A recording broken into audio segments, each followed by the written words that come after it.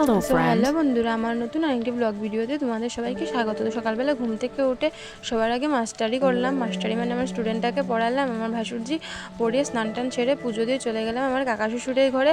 ওখানে আজ তো বিপদনাশিনী পূজা, মানে 13 ফল, যে 13 ফলের ব্রত। তো 13 ফল ফুল দিয়ে কাকিমণি পুজো দিয়েছেন। তো ওখানে গিয়ে প্রসাদ খেলাম। খেয়ে আমরা রেডি হয়ে চলে গেলাম আমার এক জেঠা শ্বশুরের বাড়ি, অনেকটা দূরে, আমাদের বাড়ি থেকে প্রায় অনেকটা দূরে। তো আমার কাকা শ্বশুরের গাড়ি করে সবাই মিলে চলে গেলাম জেঠা শ্বশুরের বাড়ি। তো যেতে যেতে তোমাদেরকে ওই জায়গার ভিউটা একটু শেয়ার করলাম। যতটুকু পথ গেলাম ভিডিওটা অন রাখলাম, তো দেখতে থাকো। কাকিমণি দেখো পোজ দিচ্ছে, কীভাবে হাই করছিল আমাকে।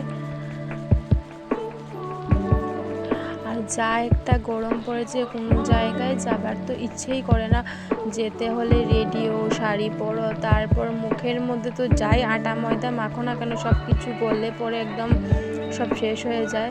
তার থেকে ভালো বাবা নর্মাল চেহারাটাই।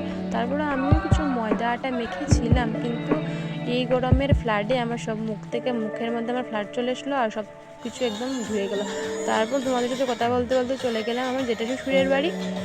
আর ওখানে গিয়ে দেখো মা বিপদনাশীকে প্রণাম করলাম, করে চন্দ্রামৃত খেয়ে তারপর ঘরে চলে গেলাম। গিয়ে ঘরে একটু বসলাম, আর কিছুক্ষণ পর ওনারা আমাদেরকে দিয়ে দিলেন প্রসাদ।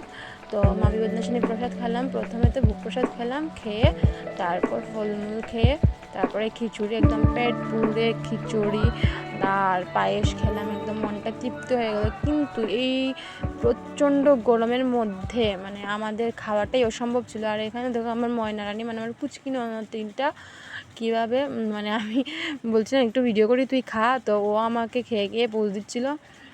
আর শেষ গল্প করতে করতে আমাদেরও গাড়িটা আবার চলে আসলো, আর আমরা গাড়ি করে চলে আসলাম বাড়িতে এসে আবার ঠাকুরের কাছে ধূপধুনো জ্বালিয়ে সন্ধ্যাবাতি দিয়ে আবার শুরু করলাম ওদের সাথে গল্প আড্ডা ঘোরাঘুরি। এখানে আমার পুচকু ভাসুরজি এলো, তো ওর সাথেই একটু ইয়ার্কি ঠাট্টা করছিলাম। আর সন্ধ্যা হতেই শাশুড়ি মায়ের সাথে সিরিয়াল দেখতে বসে গেলাম। তো ভিডিওটা ভালো লাগলে লাইক শেয়ার কমেন্ট সাবস্ক্রাইব।